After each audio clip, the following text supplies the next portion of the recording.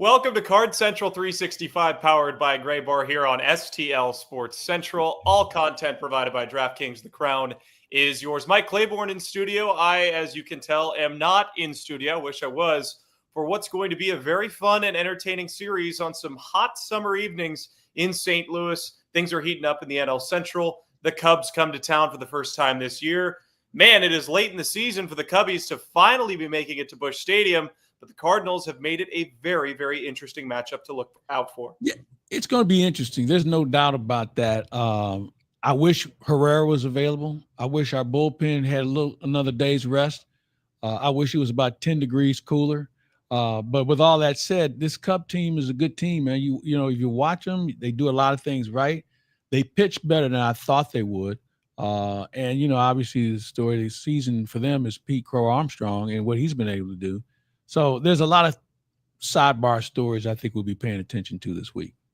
Pete Crow Armstrong is a great place to start. Not only has he been dominant across the league, but against the NL Central. 9 home runs, 22 runs batted in 18 games. I mean, he's averaging a home run every 2 games against the NL Central. So look out for him to be a huge impact player in this series. I said this yesterday to Brendan Schaefer, talking about the Cardinals playing against the Cubs. The Cardinals have to play Cardinal baseball. They can't afford to try to beat the Cubs at their own game. I agree. Yeah, you hit the nail on the head. They can't get caught up watching the Cubs play. They have to go out and play their game. And the question, though, is what is their game right now? Because they've been just a little off. You know, the White Sox series, you know, they kind of it wasn't as buttoned up as you like for it to be. But coming from behind against a team in Chicago that isn't very good. In the Cincinnati series, you stole a game on Friday night. You really didn't deserve one on Saturday, but you got it. And then yesterday, the offense just wasn't there. So they've got to figure out some things along the way also that's going to give them a reason to get back into what we saw, as you mentioned, Cardinal baseball earlier in the year. I think a big saving grace for St. Louis is that the Cubs haven't seen the Cardinals yet. There's not a whole lot of familiarity with the 2025 versions of these clubs between one another. But they're going to get awfully close. 7 matchups over the next 14 days between these two teams. Really, they are cramming in these games like sardines in a can. And the Cardinals have a big chance to make up some ground. 4.5 games back. They are well within striking range here. Yeah, you know, and that's a good point where, okay, you're 4.5 out. I'm not sure if the Cardinals are going to sweep the Cubs. I'm not sure if the Cubs can sweep the Cardinals. But, you know, when this is over with, they still may be 4.5 games out before this thing, you know, when the 4-game series is over. But you want to pick up, I think if you're going to face them 7 times, you need to find a way to pick up at least 2 games in the standings on them. And then you'll see them later in the season. But it also comes down to what else you do in your division. You're going to still have to deal with Milwaukee. We saw Cincinnati this weekend. We're going to see Pittsburgh next week. So, you know, you really can decide your own fate, but I think you have to hold service against Chicago this week. You know, if you get a split, then I think you're in good shape. If you lose 3 out of 4, now we got a problem. I totally agree with that point. I think that if you split the series, even then, you're not really looking at it as a total win. It's an opportunity at your home ballpark where you've played excellent baseball to gain some ground. Now, starting with tonight, this feels like a must-win of the series to me. Because as soon as you lose game 1 in a 4-game series, you're automatically thinking, okay, we've either got to win the next 3 in a row, or we have to find a way to keep them from winning 2 more games out of the next 3. If you win game 1, then a split is highly, highly likely in comparison to losing the first game, and you set yourself up much better for the rest of the series. Well, and also the starting pitcher for Chicago tonight is a guy that's ERA is a little higher than most. And if you want to try and get to him. And I think also, Stefan, is getting into the Chicago bullpen early in a 4-game series. And if you can get some guys working early, then they may not be available the next day. And then all of a sudden, when your bullpen gets reduced, you go after that tier 2 of players. That's where you really can do some damage. So, you know, I look at them trying to make sure that they have to take advantage of who's starting and then get into their bullpen and see if you can, you know, work off some innings against them. And this is a bullpen that's sort of a pick your poison. Do you want the starter or the relief? The Cubs have Pomeranz, they have Thielbar, they have Palencia, all guys that have had excellent stretches in the first half of this season. So the Cardinals are going to have to get ready against a team that pitches well, but hits extremely well and hits for power. That's the one thing that really is missing from this Cardinals offense that the Cubs seem to have in spades. Seiya Suzuki, top 3 in the league in runs batted in. Pete Crow Armstrong, a 20 home run guy. He's 20-20 in terms of home runs and stolen bases. They have to find a way to keep the ball in the ballpark. And as we saw, the heat is certainly impacting the way the ball is carrying at Busch Stadium at this point in the season. Yeah, it is. I mean, we've seen some balls jump out of the ballpark, and you see it around baseball now because of the weather for sure. But I'm looking at like tonight with Liberatore, who doesn't give up a lot of home runs. He keeps the ball in the ballpark for the most part. I think the bigger issue is making sure you play sound defense. There've been some snafus here recently that you kind of stop and say, well, wait a minute, we haven't seen that before, and you hope you don't see it again. But to your point earlier when you talked about playing Cardinal baseball, they just aren't a home run hitting team. They are a run manufacturing team, and they back that up with good defense. So they have no problem winning 2-1 or 3-2 compared to out slugging somebody. That just isn't in their DNA as we speak. But you never know; it could turn around. If you can get Nootbaar going in a better direction. Wilson is struggling just a little bit, but maybe he turns it around. If you can get guys like that to go along with what Burleson is doing as we speak, now you have a new weapon that you can utilize, and hopefully it starts tonight. And there are a couple of names you mentioned that I want to get into just a little bit later, but getting that day of rest for a guy like Nootbaar and getting some of the outfielders some rest in game number 3 yesterday against the Reds, I think will pay off against the Cubs tonight. The bullpen might not be as fresh as you would have liked, but Ollie made the right decision in giving Barrero some time in yesterday's game against a tough starter. So we'll see how he approaches game number 1 against the Cubs. But a quick reminder here on Cards Central 365. This show is brought to you by Gray Bar, your distributor for electrical and datacom needs. He's Mike Claiborne. I am Stefan Caray, and this is STL Sports Central. Cubs and Cardinals, game 1 coming up at Busch Stadium tonight. Claibs, let's talk a little bit about the starting pitching matchup. You mentioned Ben Brown. He is kind of alternated between both starter and reliever. As a starter, he has an ERA above 6. Matthew Liberatore has had his fair share of struggles, but started to settle in a little bit in his last start for St. Louis. This is a young matchup that could be one that we see for years to come. Yeah, you're right. Both guys are trying to find their way. Liberatore maybe a little bit ahead of Brown. Coming out of the bullpen last year and has been in the rotation throughout the season. Brown's still trying to find it, and I think he'll be a good pitcher. I think these guys you can build around for sure. But, it's a good matchup. I don't think there's a bad matchup here with those two guys. But Liberatore, he hit the wall a couple of weeks ago, and physically he was just like, I got nothing going here. So maybe he's figured that out and, can be more assertive. And, pace is important, man. When you're playing in weather like we're going to be dealing with tonight, and, Libby when he has a good pace going, man, he can be effective, especially against right-handed hitters. So I'm looking forward to watching that. A lot of storylines here for St. Louis and the Cubs, but they're teams that have been driven mostly by the players you would expect to be driving them. Kyle Tucker has looked phenomenal for the Cubs, homered in each of the last 2 games, hitting .417 in his last 24 at-bats. And then you look at Nolan Arenado, who's hitting .333 with 4 home runs and 10 RBIs in his last 16. These are the players that people show up to the ballpark to see, and they're delivering. I don't see there being any change in this series. I don't see those guys slowing down. In fact, I think a guy like Wilson Contreras, who's been on a bit of a slump, is going to heat back up as well. Yeah, I agree with you on Contreras. And he's been streaky this year. He can carry you for a week or so, and then he'll cool off because he's trying to do too much. But I think playing against Chicago, playing a new position, and he's played first base extremely well. I really feel like this could be a good series for him to break out in and maybe carry the Cardinals through this stretch of games, consecutive games that they're going to deal with.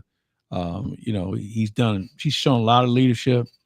The fact that he doesn't try and pull everything, he's more of a gap guy, I think gives him a better advantage because, if you're going the other way with pitches, you're using the whole field compared to looking for a fastball on the inside part of the plate.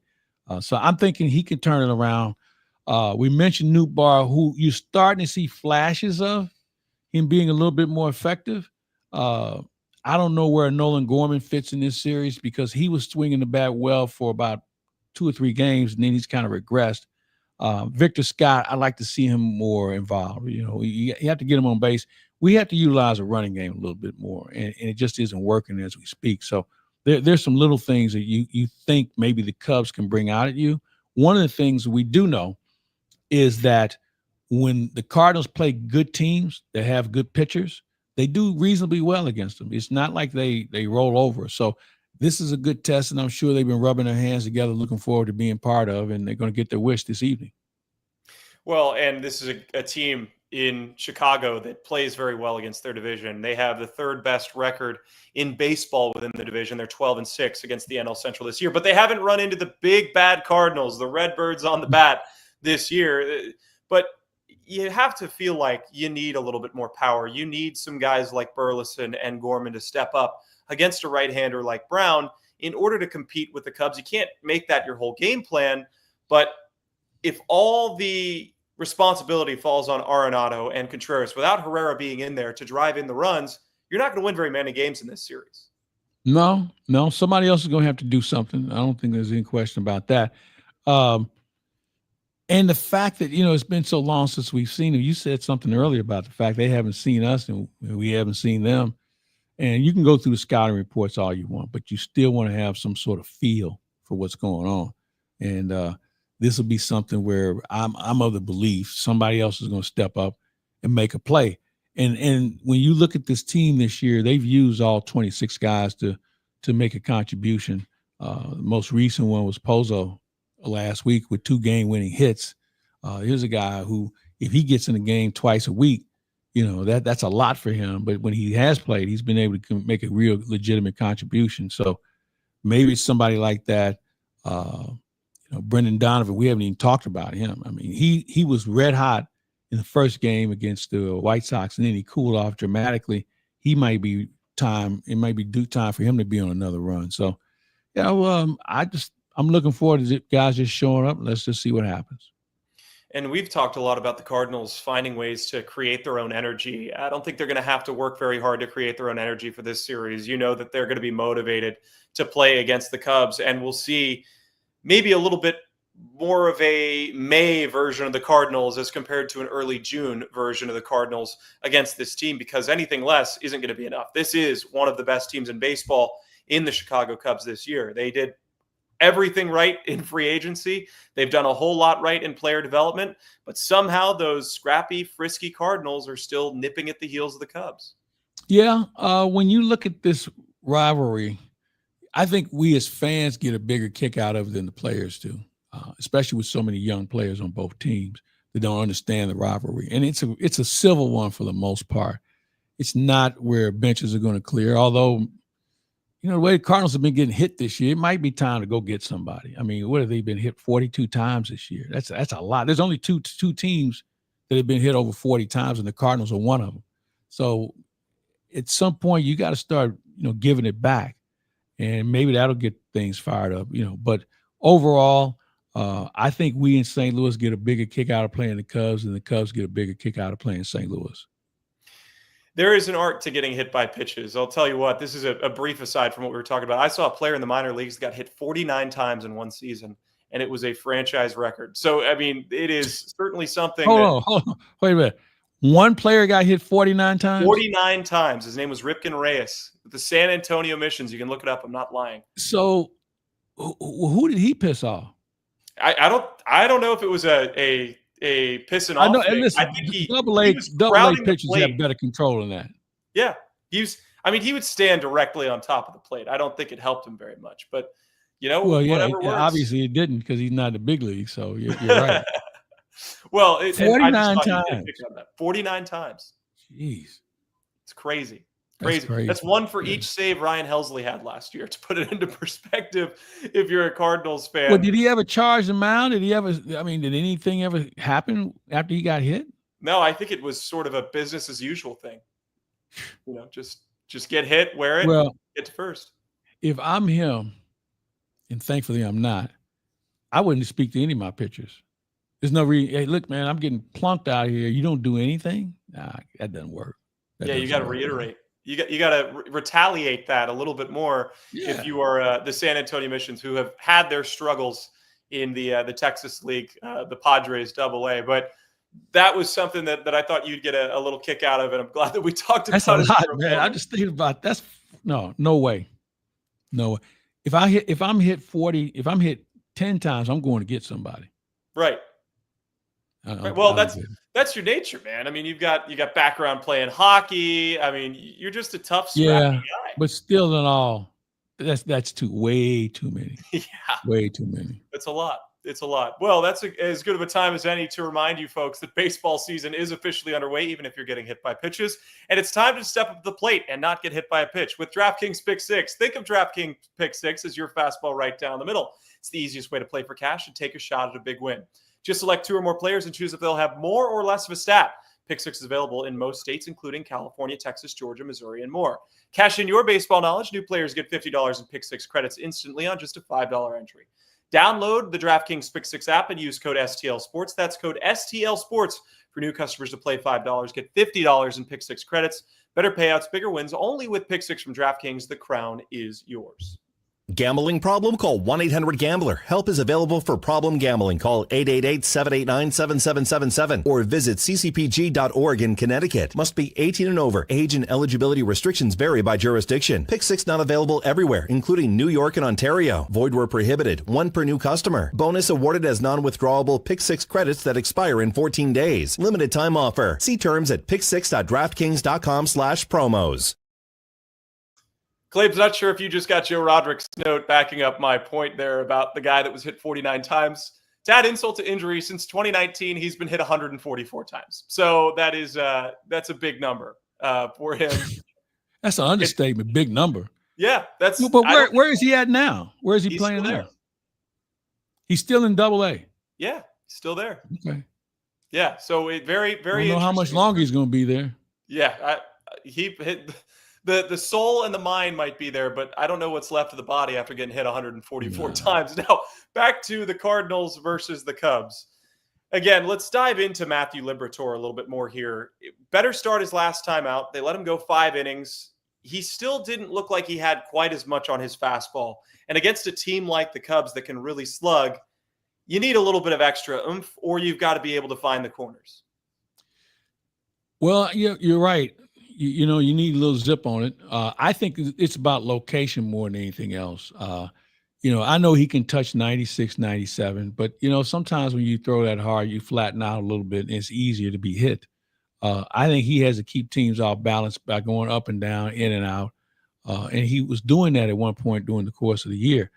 I think what we saw when he hit the wall that one night where his velo was down to like 91, that was a concern. And maybe it was a mechanical issue more than anything else because his last couple of outings, he was better. But the key for him, man, is throwing strikes and not being in the middle of the plate. And you can say that about virtually any pitcher. But I think in his case, with his movement on his curveball and his breaking balls as a total, that's the key for him, not putting it in the middle of the plate. And, being able to utilize his pitches and going after guys, as long as he doesn't get in a lot of 3-2 counts, then that's the guy you want. So tonight it'll be something to pay attention to on how the Cubs attack him. I'm seeing teams going after Cardinal pitchers earlier in the count, a first pitch swinging a lot more than what we've seen in the past. And I'm sure their thinking is he's going to throw me a get me over strike. And it's going to be something maybe he can handle. Liberatore has kind of changed that a little bit where he has a get me over strike, but it's not in the middle of the plate. It's running in on you. Or it's running away from you. And that's how he has to be effective, keeping people off balance. And it's one of the reasons why he's kept the ball in the ballpark a lot more than a lot of people have. Claibs, you've talked to me plenty on these shows about the importance of the Cardinals scoring early and getting into that bullpen. You mentioned it even at the beginning of this show. Well, it might get a little bit easier for them against Ben Brown. In the first inning this season, 14 earned runs in 13 innings. That's a 9.69 ERA. You have to think the Cardinals are going to be hunting that fastball early and trying to find a way to put up a crooked number in the ball. I couldn't agree with you more. So I think hitters, they're kind of creatures of habit. Some guys want to take a look at his stuff. I don't think you have that kind of time anymore, because these pitchers, if they get ahead of you in the count, man, it's lights out. And with a guy like Brown, who's, wavering, when you think about what he's trying to do, make that transition from the bullpen to the starter, he's got to wonder about his pitch selection, his sequence also. And in that case, maybe you look early. Maybe you look to go the other way on a guy like that. So I'll be anxious to see the hitting approach tonight. And they might be more conservative with his pitch count, considering he's shifted from bullpen to starting. Yeah. Even if he's rolling, he might have 5 innings where he's shutting out the team, and they might go dip into their bullpen because their bullpen has been so trustworthy. Yeah, and you know what, Stefan, when you look at it, I think when you have a guy like that back end of your rotation, if you can get him through the lane twice, through the order twice, that's good enough. If you can give me 5 innings, go through the order twice, we're going to have a pretty good night. Because, as you said, they're going to turn over to the bullpen. The bullpen's been pretty good. I kind of wonder about who the Cubs have actually played. I mean, obviously, they play the same schedule the Cardinals do at different times. But, you have to catch teams at the right time. And we don't know what this Cardinal team is going to look like today. They're going to look like the world beaters of a few nights ago against the White Sox, or are they going to look like the guys who really – I think how many fly balls did they have to right field yesterday? It had to be like a dozen. So Right. you have to be in a conscious mode of not starting bad habits. Yeah, I believe 10 putouts. Who was it? Was it Fraley and Wright? By a right fielder was one less than the most in history, which was 11 putouts by a right fielder in a single game. The Cubs, they played the Mariners in their last series. And the Mariners, I think a lot of their fans would agree, struggled to score outside of Cal Raleigh. They always have. I mean, they can pitch. They can pitch a little bit. But, one of the things that I'm looking around, and you see it too, there's a lot of teams that's having a tough time scoring. Right. And I don't know whether that's just the direction of pitching. And is the pitching ahead of everyone right now, or guys hitting the wall? I call it the high fence. I think you hit the wall in July. But at this time of the year, there's some guys that just don't have that next gear to move forward on. And they get a little stagnant. And when you're stagnant, it's hard to score. It really is hard to score. And another thing that makes it hard to score is when you have elite defenses that you're playing against. The Cubs, 9th best in outs above average in the league. The Cardinals, best outs above average at plus 25. It helps when you have 2 of the best young center fielders featured in this series. Pete Crow Armstrong and Victor Scott both have 9 outs above average. That's only less than Cedon Rafaela and Denzel Clark. Denzel Clark is extra eye-popping because he's played in like 28 games, and he has 10 outs above average, which is unbelievable to think about. But this is a huge matchup between 2 of the bright young center field stars of the game. And they play the position differently, too. Scott, they both have great speed. Scott is trying to figure out his breaks and his jumps a little bit better. He gets there a lot quicker, and maybe once he gets more comfortable in that position, he'll take better routes. Armstrong is a guy who likes to drift back on balls. He plays a little shallow from time to time. But I'm anxious to see them both on the field. I think this is a good look at what the future looks like for both organizations. And, again, there's some other positions that you're going to look at, too, where you really appreciate what the other team has. I think Nico Horner is one of my favorite players because he can do so many things in order to beat you. He doesn't strike out a lot. He's very solid with the glove. Ian Happ is a Cardinal killer. He's killed the Cardinals in his career. And, I expect him to turn in a top-flight effort once again. And then you have some other guys that they're trying to figure out whether they belong here. The third baseman is one. Do they think he's ready? The catching situation is one they're trying to figure out. So there are a lot of things to pay attention to other than the scoreboard. It is certainly going to be a rivalry that is reinvigorated over the next few years as these teams continue to improve through their farm system and through their offseason or trade acquisitions. Claibs, you have any final thoughts before we send it off here? Well, I'm looking forward to the next 4 games for sure here in St. Louis. I wish, obviously, Herrera was here, but this is one of the things I've enjoyed about the Cardinals. They find a way to deal with adversity, and this is going to be a good test for them, facing a team that they're chasing as we speak. And when it's Cardinals Cubs, man, what more could you ask for? Couldn't have put it better myself, Claibs. I hope you enjoy it at the ballpark. I'm jealous. It's going to be a very fun 4 games, Cardinals versus Cubs, red versus blue. Cardinals 4.5 games back, trying to change that starting tonight. Game 1, 6:45 Central Time. It's Ben Brown versus Matthew Liberatore. Thanks so much for joining us here on Card Central 365 on the STL Sports Central page. And we hope you join us for the post-game coverage. Hopefully after Cardinals win, Claibs, we'll send it off. Looking forward to it. All righty.